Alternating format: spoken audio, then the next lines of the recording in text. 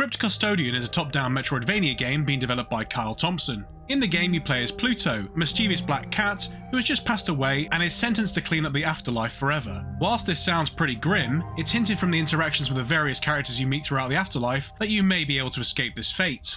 All the standard gameplay elements from the genre are present, such as save points, which also act as checkpoints you return to every time you die, a map, which you uncover as you travel around, and upgrades you can pick up at various points throughout your journey. Your main attack is with the broom you are given to clean things up. This enables you to melee attack enemies and smash various objects littered around the stages you're travelling through. As you beat enemies, you collect all the garbage you're cleaning up, which acts as your in-game currency. This currency can be spent at a shop to buy power-ups and buffs such as waypoints on your map, which tell you where to go next. You can also pick up CDs which can be traded at this shop to give you more currency, and can pick up little photos which explain Pluto's backstory. While I'm not sure exactly how the story will pan out, this method of storytelling makes it feel like Pluto is slowly reminiscing about his past life as he travels around the new location he's ended up in.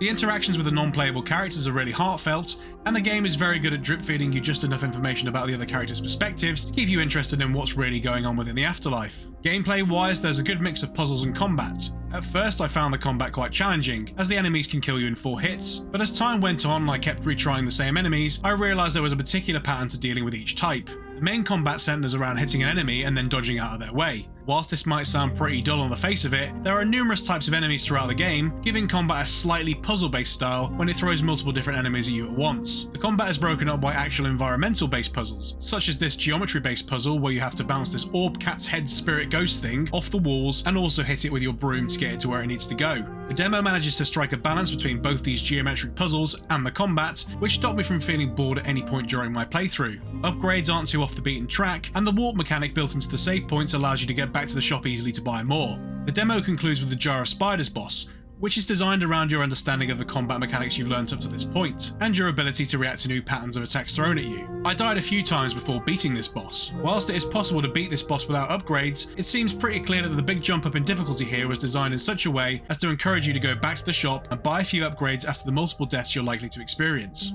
This is a clever bit of game design, as it reminds you to not ignore the option to upgrade, and highlights just how tightly designed the game is around all its various features. It's also clear the game is going to be huge on release, which is highlighted by how many pictures you can collect and how many friends the game hints you are going to meet along the way. All in all, it was a near perfect experience, with my only mild complaint being that you don't get the ability to heal using items you can carry. This only posed a problem whilst I was getting used to the game's mechanics though, as I realised pretty quickly that including this feature would have probably made the game too easy. Its real design qualities are around being able to clear both the enemies and puzzles connecting the save points you are moving between.